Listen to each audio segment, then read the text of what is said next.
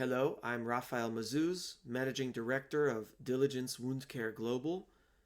Here doing a follow-up with Healiant Wound Training Solutions on the couple of eLive virtual events that we had on April 17th and 27th respectively on the business of U.S. wound care for medtech executives.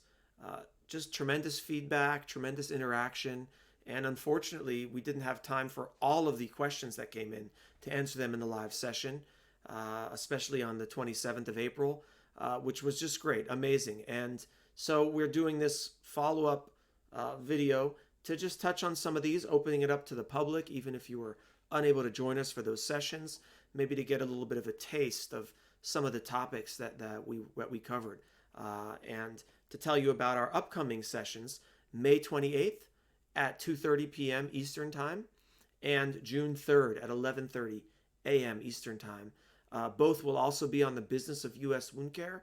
These will be a bit more focused. The one on May 28th will be a bit more strategic in nature. So, great for C-suite executives, corporate strategy and business development, scouts, analysts, investors, regulatory and reimbursement professionals as well, among others. The one on June 3rd at 11:30 a.m. is going to be a bit more tactical, so maybe best suited for field-based managers, account executives, trainers, clinical product specialists, and so forth, with, of course, positions such as VP of Sales, Commercial Operational Executives, and R&D and so forth, benefiting from either or both sessions. So stay tuned for those, and you can see more on those from HealiantTraining.com. Anyways, a few questions here that I'd like to touch on.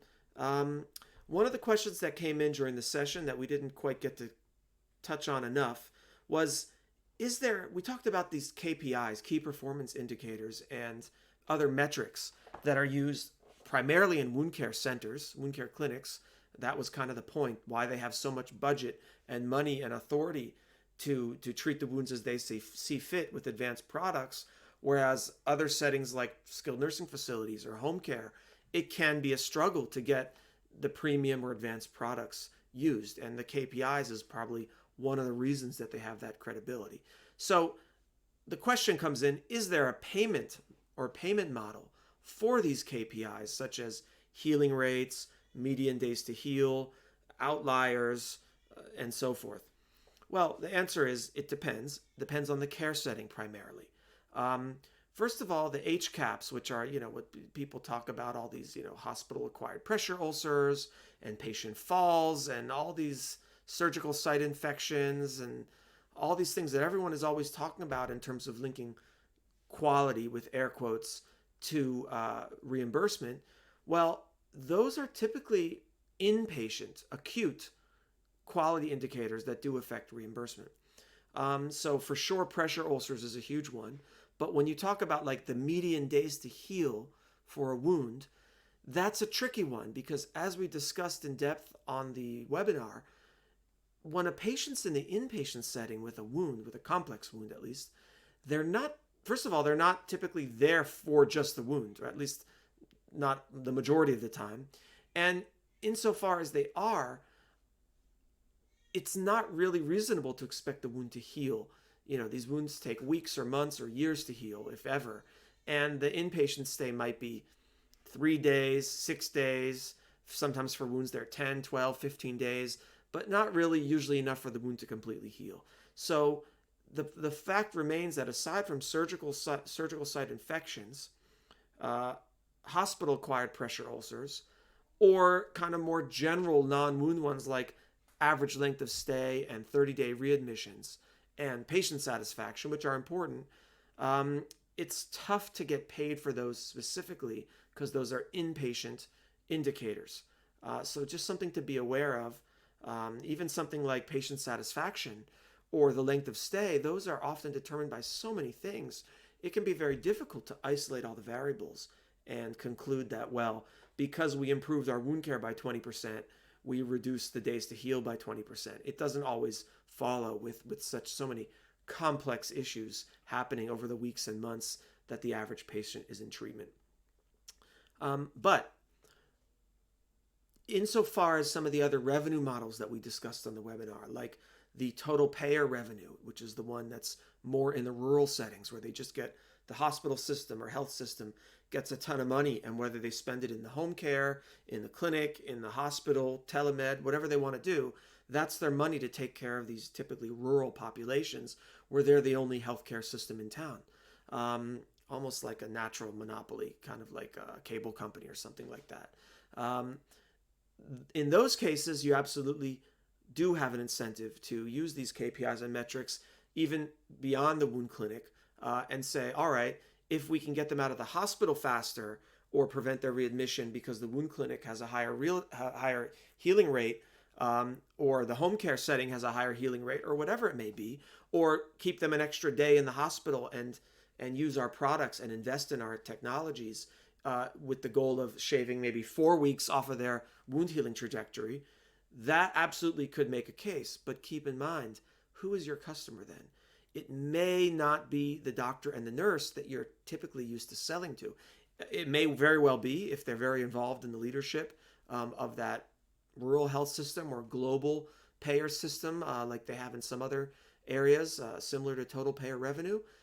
But if they're not very involved, then be careful, because if they're not going to go to bat with the board of the hospital or healthcare system, who's essentially in many ways acting like a payvider, then you got to be careful that all of your arguments and all of your persuasion might fall on deaf ears, because they may or may not be aligned. The clinicians need to be aligned with the payment models, and if they are, or if you go to the administrators or executives who are aligned and can see that, and you can make a compelling case, then absolutely those metrics don't just become nice to haves, but they become extremely lucrative in terms of tying your product performance to those outcomes.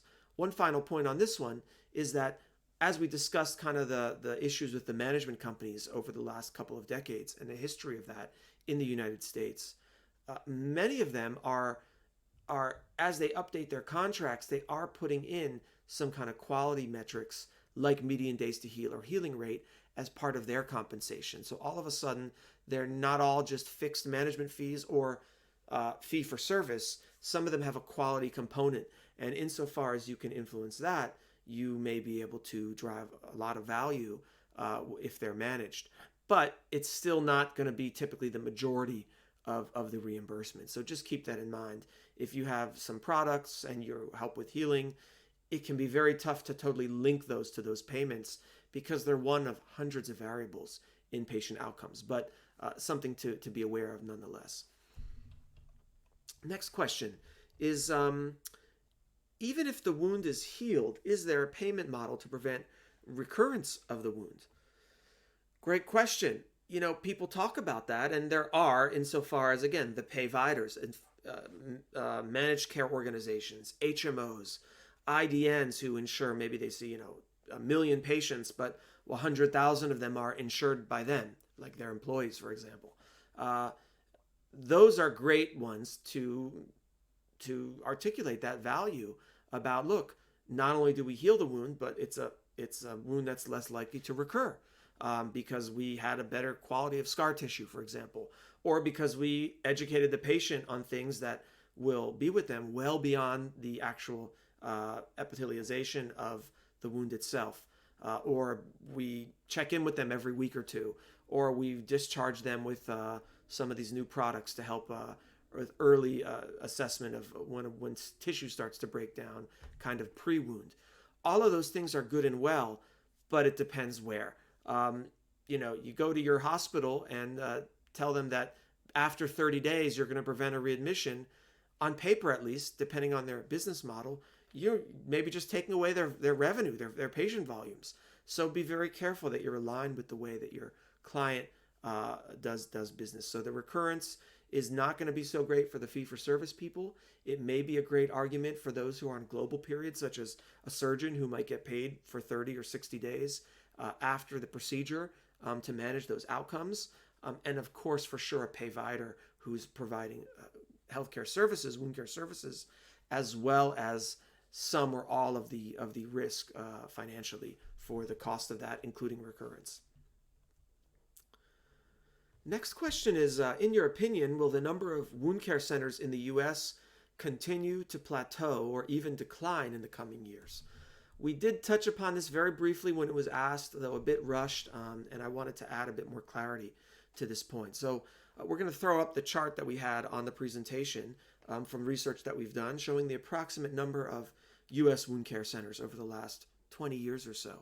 And as you can see, it grew from several hundred to about 2,100 now in 2020. And that's been largely because of management companies providing expertise for a relatively small to mid-sized service line for hospitals that otherwise they may not have opened it. But they did, and now there are a lot, but we see a very clear plateau. And some of the drivers for that, to answer the question, yes, I do think that there will be a continued plateau, at least in the number of U.S. wound centers opening, though not in the number of patients seen in those wound centers by any means.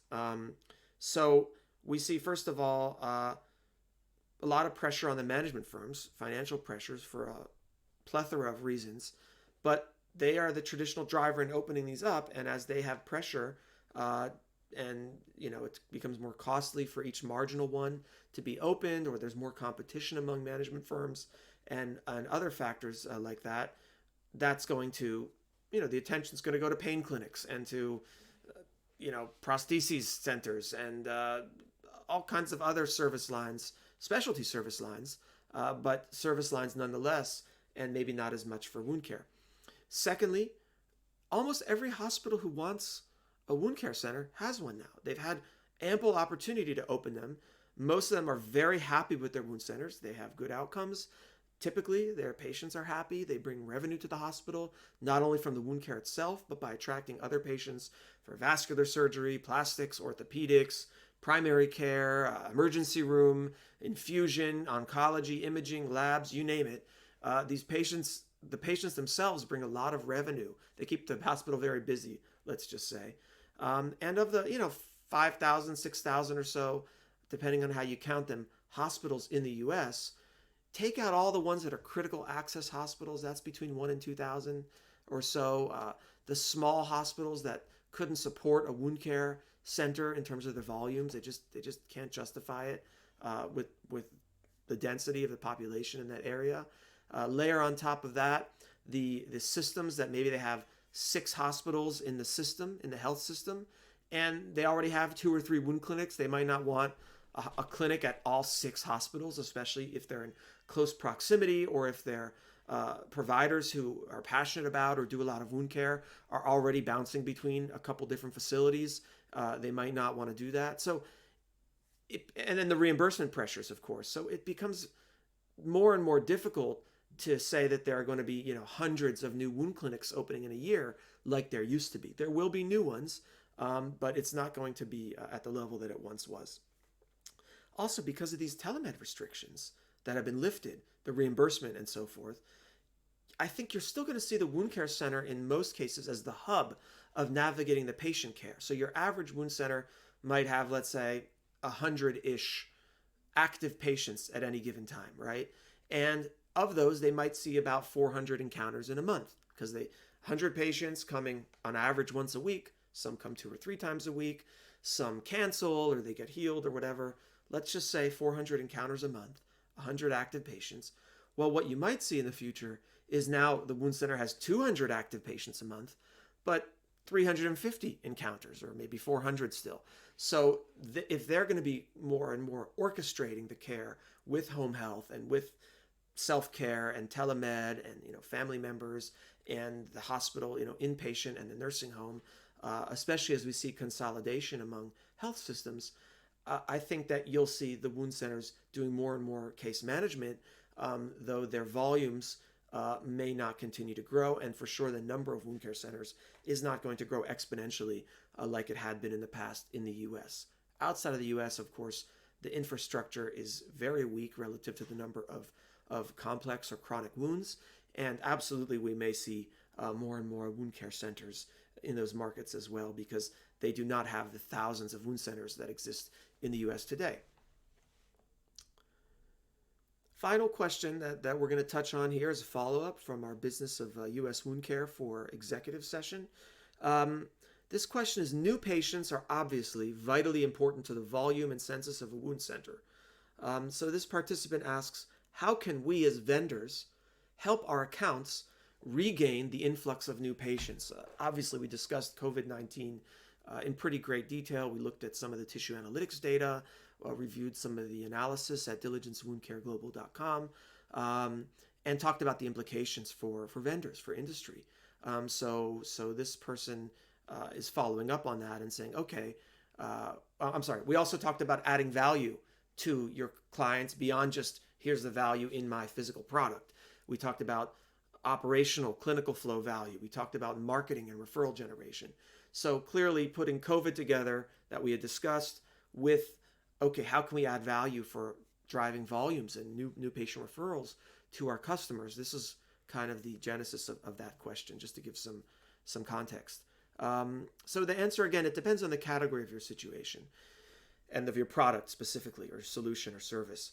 So do you provide something, you industry or investor, that the referring doc, the one who you would be driving volumes for, does not have? So things like hyperbaric oxygen therapy, very expensive capital equipment and special training and regulatory and so forth.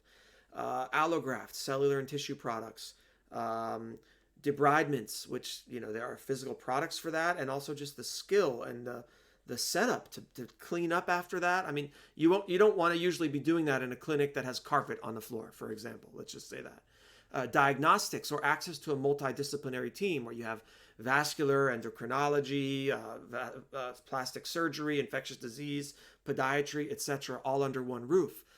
Are those things that the wound clinic has that the referring provider does not have?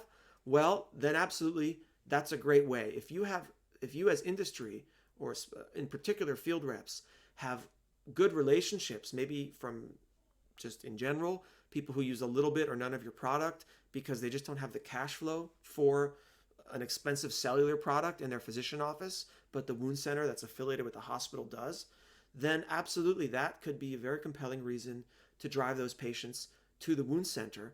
And you absolutely should do that. And that's a major value for your customers in the wound center.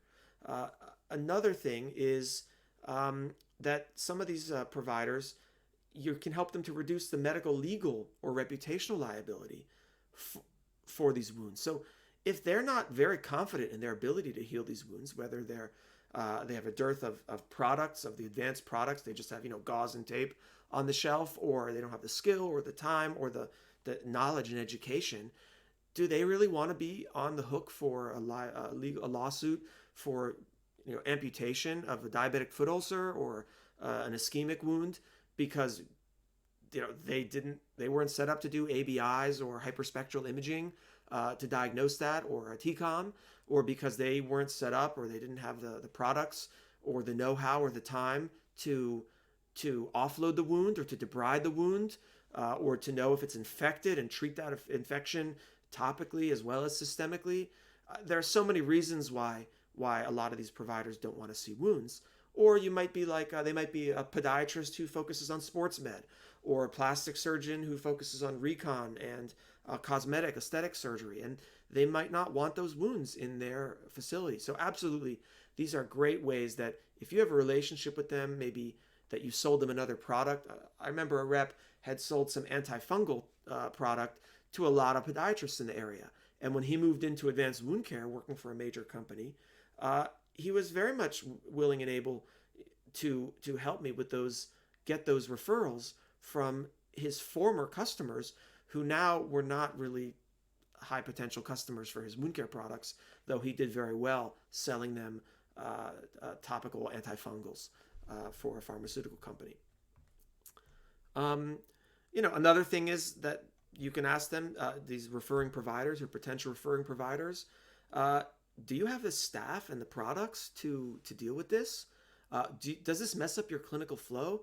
If you think about it, most of the time surgeons are doing consults, pretty hands-off, or taking out some sutures or something, and then they're doing their work in the OR. So it's either a quick appointment, a relatively easy, relatively hands-off, or in the OR. Not always, but in many cases, outpatient surgery or inpatient. So the debridements and dressing changes of every week or sometimes more so, and having to have skilled clinicians who are more than a medical assistant but less than the surgeon themselves, can really throw off their flow. So that's a great compelling reason to have them refer those types of patients to the outpatient wound center. Also, some of them might not want the smell and the logistics and ambulatory status of these patients to kind of muck up their waiting room. And that's a real concern that we see. They may or may not say it, but it's a real concern that they feel, and they'll say in private. Let's see. So on the flip side, you have your non-surgical places, a primary care, internal medicine practice, endocrinology practice, pulmonology, cardiology. They're also seeing wounds. Some of them might see several, 5, 10, 15 patients a month with chronic wounds, which is, a ton. You could fuel half of a wound center just on that. Or they might just see once every 2 months, and they don't want, but either way, they don't want to deal with it. They're often used to, sending people out to some tests offsite, doing some lab work, writing a script, discussing with the patient, checking their heart, their lungs, but not rolling up their sleeves and doing these procedures, because it's really hard to schedule for that. And again, the staffing and products is an issue. You either do it or you don't. It's hard to kind of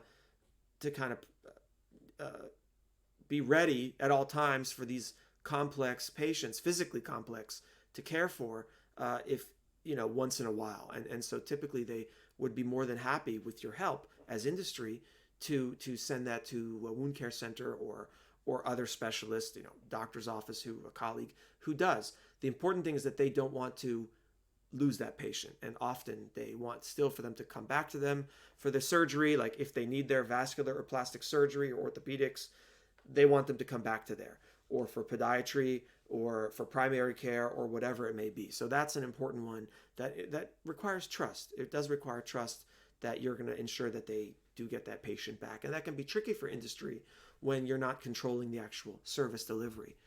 So admittedly, very tricky situation. Also, do they know how to bill? Do they know how to bill for advanced wound care? Again, a lot of these people are used to billing for everything's either a surgery or a consult.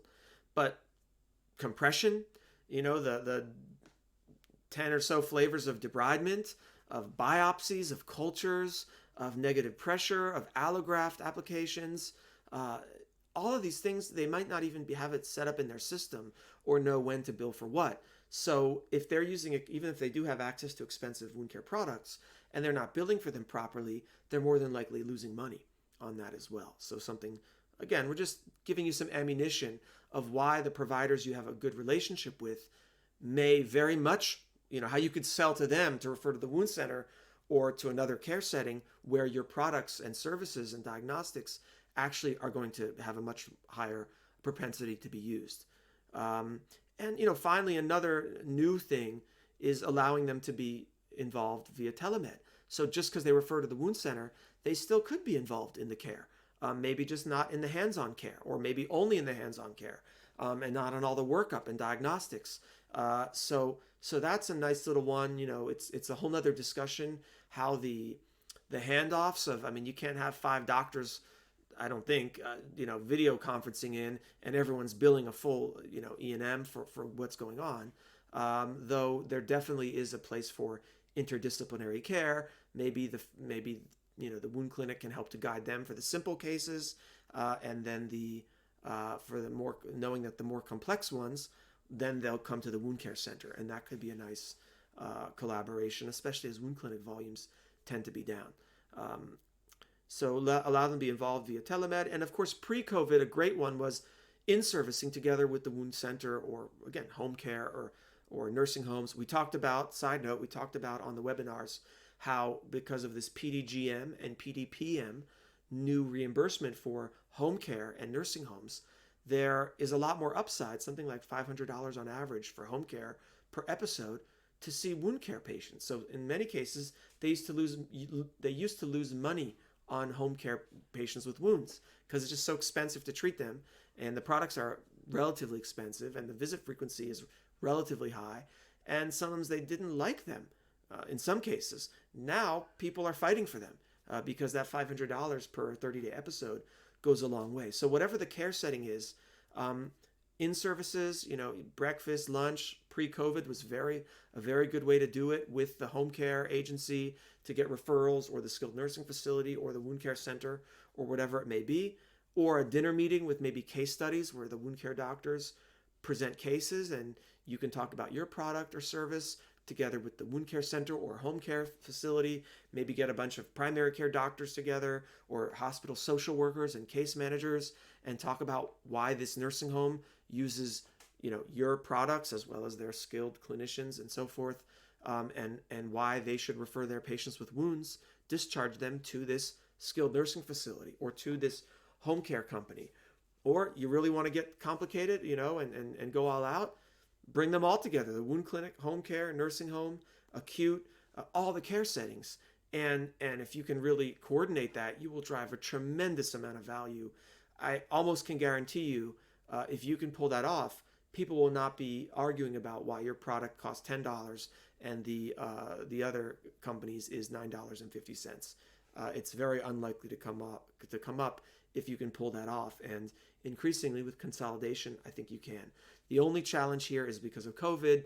It's tough enough to get into the clinic, so co-marketing in person and so forth is going to be all the more difficult. However, the related opportunity that springs from that is that a lot of these providers that did like to see their 3 wound patients a month, they might not want as hands-on and involved of a treatment, or as high risk of patients, and they may be more open to referring them out to wound centers, home care, or other care settings, both because the patient's at risk as well as because it could put them at risk and they just might not want to bring them there, as well as the patients may not want to come to a facility as much, and they may want to be treated more and more at home post-COVID. So we'll see how that shakes out. So again, there was just some updates, some follow-ups on the questions we didn't get to with the webinar that we did, the eLive training with Healiant Wound Training Solutions together with Diligence Wound Care Global. Check out diligencewcg.com for more advanced wound care content, analysis, and other resources that empower you to be confident in your wound care business decisions. Likewise, check out healianttraining.com for upcoming wound care training, as well as the certifications that they have. It's not just business of wound care, a lot of great clinical resources and synergistic offerings from their sister companies in the Healiant network as well.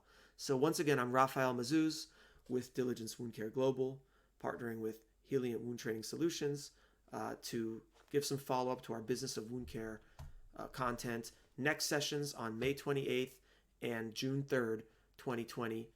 Healianttraining.com for more details. Thank you so much. Stay safe.